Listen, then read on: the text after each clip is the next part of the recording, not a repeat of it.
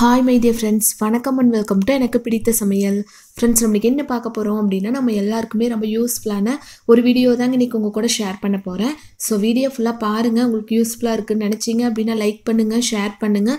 இப்போ தான் நம்ம சேனல் நீங்கள் ஃபர்ஸ்ட் டைம் வர்றீங்க அப்படின்னா கீழே red colour subscribe button press பண்ணி சப்ஸ்கிரைப் பண்ணிவிட்டு பக்கத்தில் இருக்கிற பெல் ஐக்கானில் ஆல்ங்கிற ஆப்ஷன் கிளிக் பண்ணிடுங்க. இப்போ வாங்க வீடியோக்குள்ளே போய் இது என்ன அப்படின்னு பார்த்து தெரிஞ்சுக்கலாம்.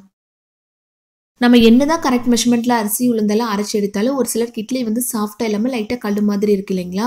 இட்லி வந்து நல்லா சாஃப்டாக பூ போல் வேணும் அப்படின்னா இந்த ஒரே ஒரு பொருள் சேர்த்து அரைச்சிக்கலாங்க. என்னென்னு பார்த்துடலாம். ஒரு பாத்திரம் எடுத்து 4 டம்ளர் அளவுக்கு இட்லி அரிசி சேர்த்துட்டு அதில் 4 ஸ்பூன் அளவு பொட்டுக்கடலை சேர்த்துக்கலாங்க. இந்த ஒரே ஒரு பொருள் சேர்த்து நீங்கள் அரைச்சி எடுக்கும்போது இட்லி வந்து நல்லா சாஃப்டாக பூ போல் இருக்குங்க. இப்போ தேவையான அளவு தண்ணி சேர்த்து ஒரு 2-3 டைம் நல்லா வாஷ் பண்ணி எடுத்துக்கலாம். நான் ஃபஸ்ட்டே சொன்ன மாதிரி இட்லி வந்து ஒரு சிலர் கொஞ்சம் சாஃப்டாக இல்லாமல் கொஞ்சம் கல் மாதிரி இருக்குது இல்லைங்களா? அதுக்கு வந்து இந்த பொட்டுக்கடலை மட்டும் நீங்கள் சேர்த்து ஊற வச்சு அரைச்சி எடுக்கும்போது இட்லி வந்து ரொம்ப சாஃப்டாக இருக்குங்க. இப்போ நல்லா வாஷ் பண்ணி எடுத்துகிட்டு தேவையான அளவு தண்ணி சேர்த்துக்கலாம். இப்போ இது மூழ்கிற அளவுக்கு தண்ணி சேர்த்து ஒரு தட்டு போட்டு மூடி வச்சிடலாங்க. கரெக்டாக ஒரு 4 மணி நேரம் ஊறட்டும். அதுக்கப்புறம் நம்ம எடுத்து பார்க்கலாம். அரிசி ஊற வைக்கும் போதே உளுந்து நம்ம ஊற வச்சிடலாங்க. அதுக்கு ஒரு அகலமான பாத்திரம் எடுத்து 4 டம்ளர் அளவுக்கு இட்லி அரிசி எடுக்கிறோம் அப்படின்னா அதே டம்ளரில் 1 டம்ளர் அளவுக்கு உளுந்து சேர்த்துக்கலாங்க. உளுந்து ஊற வைக்கும் போதே தனியாக எதுவும் வெந்தயம் ஊற வைக்க தேவையில்லைங்க. உளுந்தோடையே சேர்த்து நம்ம ஊற வச்சுக்கலாம். ஒரு 1 டீஸ்பூன் அளவு வெந்தயம் சேர்த்துக்கலாங்க. சேர்த்து தேவையான அளவு தண்ணி சேர்த்துக்கலாம்.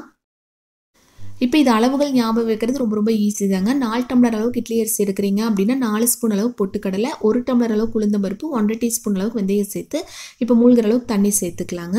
சேர்த்து இது வெளியில் ஊற வைக்கிறத விட நம்ம ஃப்ரிட்ஜுக்குள்ள ஊற வச்சிட்டோம் அப்படின்னா இன்னுமே ரொம்ப நல்லா இருக்குங்க. இப்போ இது வந்து எடுத்து நம்ம ஃப்ரிட்ஜில் வச்சிடலாம். கரெக்டாக ஒரு 4 மணி நேரம் இருக்கட்டும். அதுக்கப்புறம் எடுத்து பார்க்கலாம். இப்போ கரெக்டாக 4 மணி நேரம் ஆயிடுச்சு. நம்ம 2 டைம் உளுந்து வாஷ் பண்ணி எடுத்து வச்சிருக்கோம் இல்லைங்களா? ஸோ ஊற வச்சு தண்ணி வேஸ்ட் பண்ண தேவையில்லை. அந்த தண்ணி ஃப்ரிட்ஜுக்குள்ளேருந்து வெளியில் எடுத்து கொஞ்சமாக உள்ளே சேர்த்துக்கலாங்க. ஃபஸ்ட்டு கொஞ்சமாக தண்ணி சேர்ப்பேன் இல்லைங்களா? அது லைட்டாக சேர்த்துட்டு அதுக்கப்புறம் கொஞ்சம் கொஞ்சமாக உளுந்து பருப்பு சேர்த்து நம்ம அரைச்சி எடுத்துக்கலாம். உளுந்து அரைக்கும் போது தண்ணி வந்து அதிகமாக தேவைப்படாதுங்க. அதாவது சேர்க்கக்கூடாது. நீங்கள் கொஞ்சம் கொஞ்சமாக லைட்டாக தெளித்து விட்டுக்கலாம். ஐஸ் வாட்டர் இருந்துச்சு அப்படின்னா ஒரு 1/4 டம்ளர் அளவுக்கு உள்ளே சேர்த்துக்கலாங்க. இல்லை அப்படின்னா ஒரு 4-5 ஐஸ் கியூப் மட்டும் இந்த மாதிரி உள்ளே சேர்த்துக்கலாங்க. சேர்த்து நல்லா அரைச்சதுக்கப்புறம் இந்த மாதிரி ஒரு பாத்திரத்துக்கு மாற்றிக்கலாம். பாருங்கள், தண்ணி அதிகமாக சேர்க்கும்போது இந்த மாதிரி இருக்காது. தண்ணி பார்த்து அளவாக சேர்த்துக்கலாங்க. இப்போ அதெல்லாம் ஒரு பாத்திரத்துக்கு மாற்றிட்டு அரிசி 2-3 டைம் நல்லா வாஷ் பண்ணி ஊற வச்சிருக்கு இல்லைங்களா? ஸோ அந்த ஊற வச்சு தண்ணி வேஸ்ட் பண்ணாமல் அது ஃபஸ்ட்டு கொஞ்சமாக உள்ளே சேர்த்துட்டு இந்த மாதிரி அரிசி பொட்டுக்கடலை 2மே ஊற வச்சிருக்கு இல்லைங்களா? அது ஃபுல்லாக உள்ளே சேர்த்துக்கலாங்க. இது சேர்த்து நல்லா அரைச்சதுக்கப்புறம் ஃபுல்லாக ஒரு பாத்திரத்துக்கு மாற்றியாச்சு பாருங்கள். இப்போ தேவையான அளவு உப்பு சேர்த்து நல்லா மிக்ஸ் பண்ணி எடுத்து வச்சுருக்கேன். இது ஒரு 6-7 மணி நேரம் அப்படியே இருக்கட்டும். அதுக்கப்புறம் நம்ம எடுத்து பார்க்கலாம். இப்போ கரெக்டாக ஒரு 6 மணி நேரம் ஆயிடுச்சுங்க. நம்ம ஓப்பன் பண்ணி பார்க்கலாம். பாருங்கள், மாவு நல்லா பொங்கி வந்துருச்சு இல்லைங்களா? இப்படி கரெக்டாக பொங்கி வரும்போது தான் இட்லி வந்து நல்லா சாஃப்டாக இருக்குங்க. ஒரு 3/4 பாத்திரம் அளவுக்கு வச்சுருந்தோம் அப்படின்னா ஃபுல்லாக நிறைஞ்சு வந்திருக்கு பாருங்கள். இது போட்டு ரொம்ப போட்டு கலந்து விடக்கூடாது. லைட்டாக இந்த மாதிரி மிக்ஸ் பண்ணி எடுத்துக்கலாம். இட்லி ஊற்றுறோம் அப்படின்னா ரொம்ப தண்ணி பத்தில் மாவு இருந்துச்சு அப்படின்னா இட்லி வந்து நல்லா சாஃப்டாக இருக்காதுங்க.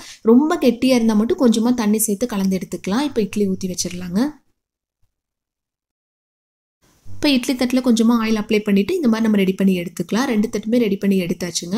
இட்லி பாத்திரத்தில் கொஞ்சமாக தண்ணி சேர்த்து லைட்டாக சூடானதுக்கப்புறம் மீடியம் ஃப்ளேம் மாற்றிட்டு இந்த மாதிரி க்ளோஸ் பண்ணி வச்சிடலாங்க. மீடியம் ஃப்ளேமில் ஒரு 10 நிமிஷம் இருக்கட்டும். அதுக்கப்புறம் எடுத்து பார்க்கலாம். இட்லி பாருங்கள், சூப்பராக ரெடி ஆகிருக்கு. பார்க்குறக்கு எவ்வளோ நல்லா இருக்குது இல்லைங்களா? இது வந்து லைட்டாக ஆறுனதுக்கப்புறம் நம்ம ஒரு பிளேட்டுக்கு மாற்றிக்கலாங்க. இப்போ ரொம்ப சூடாக இருக்கும். கீழே எடுத்து வச்சு லைட்டாக ஆறுனதுக்கப்புறம் இந்த மாதிரி ஒரு பிளேட்டுக்கு மாற்றிக்கலாங்க. ரொம்ப ஆறினாலும் சாப்பிட்றக்கு அவ்வளோவா நல்லா இருக்காது. ஸ்பூன் லைட்டாக தண்ணியில் நனைச்சிட்டு இந்த மாதிரி எடுக்கும்போது பாருங்கள் எவ்வளோ ஈஸியாக இருக்குது அப்படின்னு. அவ்வளோதான் பாருங்கள். இந்த பூ போல் சாஃப்டான இட்லி ரெசிபி நீங்களும் உங்கள் வீட்டில் ட்ரை பண்ணி பாருங்கள். இதுக்கு சைடிஷாக நான் இன்றைக்கி தக்காளி கடையில் எடுத்திருக்கேன். டேஸ்ட் ரொம்ப அட்டகாசமாக இருக்குங்க. கண்டிப்பாக இந்த ரெசிபி நீங்களும் உங்கள் வீட்டில் ட்ரை பண்ணி பார்த்துட்டு எப்படி இருந்துச்சுன்னு ஃபீட்பேக் மறக்காமல் என் கூட ஷேர் பண்ணுங்கள். இந்த வீடியோ யூஸ்ஃபுல்லாக இருக்குன்னு நினச்சிங்க அப்படின்னா லைக் ஷேர் பண்ணி நம்ம சேனலை சப்போர்ட் பண்ணுங்கள். தேங்க்யூ.